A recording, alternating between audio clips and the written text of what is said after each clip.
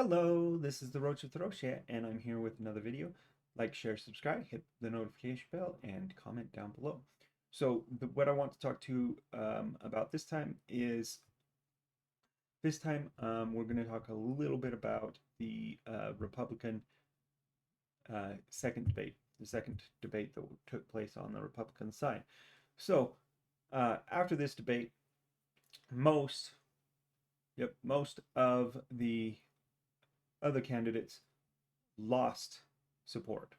So a lot of them lost support. DeSantis, with Ramaswamy, most of them lost support, at least according to the polls. They lost support. And guess who gained support? Donald Trump. Makes him the clear winner of the second debate. And that makes him the clear winner of the first two Republican debates for president in 2024. That would be pretty embarrassing pretty much for everybody else in the race. Now, so he is the clear winner. There is no other more obvious winner than him. That being said, who else would even come close? Nobody. At this point, Trump now has a 50-point lead on any other candidate. A 50-plus point lead on any other candidate in the race. Now, the primaries, we know that who's going to win in the primaries is going to be Trump. It is absolutely 100% very obvious, right smack dab in front of your face, that Trump is going to win these primaries. Now, should we have the primaries at all? Absolutely, we definitely should. First of all, we should not make the same mistake that Democrats are making and saying, oh, we already have a candidate, we're not going to do primaries. And basically ostracizing JFK, or Kennedy anyway.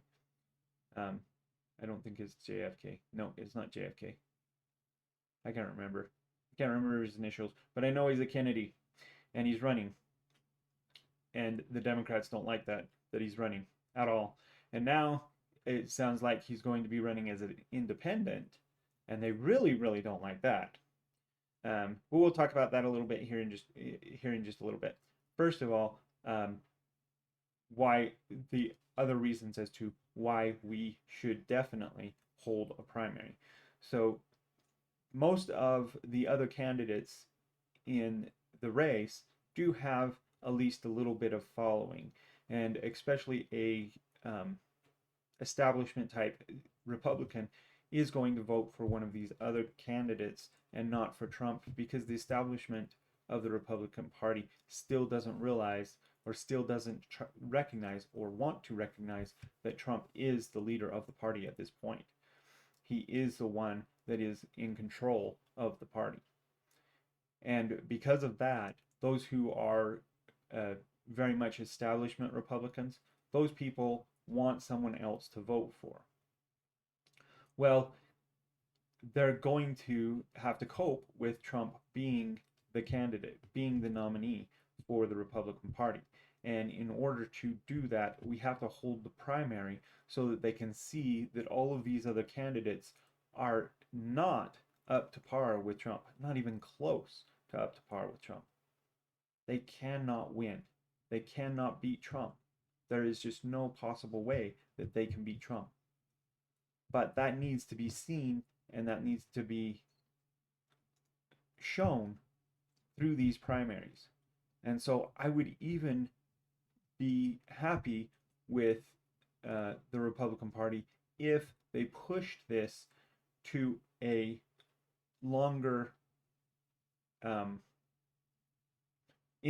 farther into the actual nomination process.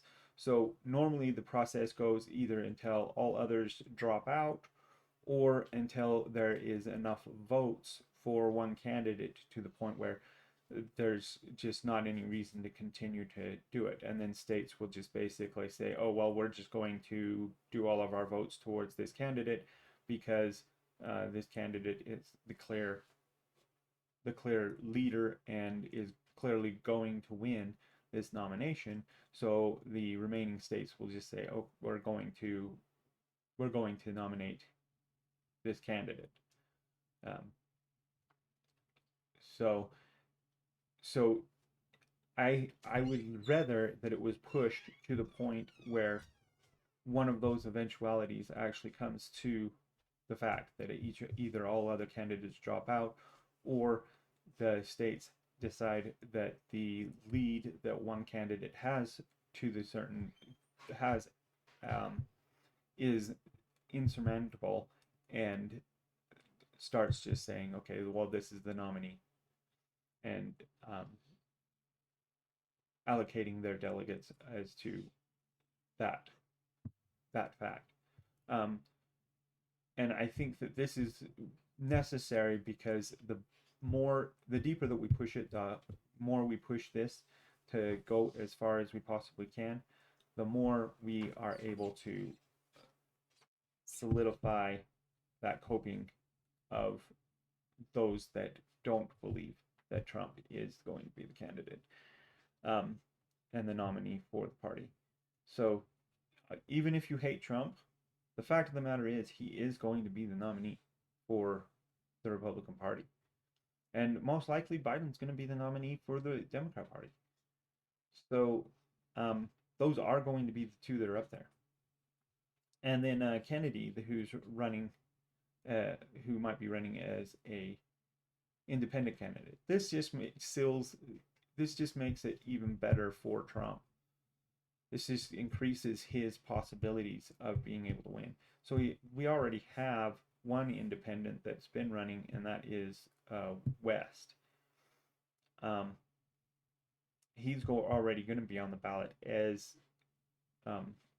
a third-party candidate. And so if you get Kennedy in there as well, and Kennedy leans Democrat. In fact, he was trying to run for the Democrat nomination, but the Democrat National Committee, they just kept getting in the way. They kept stopping him from being able to run, and then basically denied him the ability to have a primary with Joe Biden. And I think that could have shown some light on divisions within the Democrat Party, because right now there is a large number of Democrats who want a candidate other than Biden. But Biden is the candidate that they're going to get simply because the DNC insists that that is the candidate that they get. And because they won't hold a primary, because they don't want to see the divisions in the Democrat Party. They don't want to actually have a fair process in deciding who their nominee is. They don't want to do a Democratic process, and even when they do a primary, it's not a Democrat process because they have delegates just like the Republicans do, and those delegates are the ones that actually have a vote in it.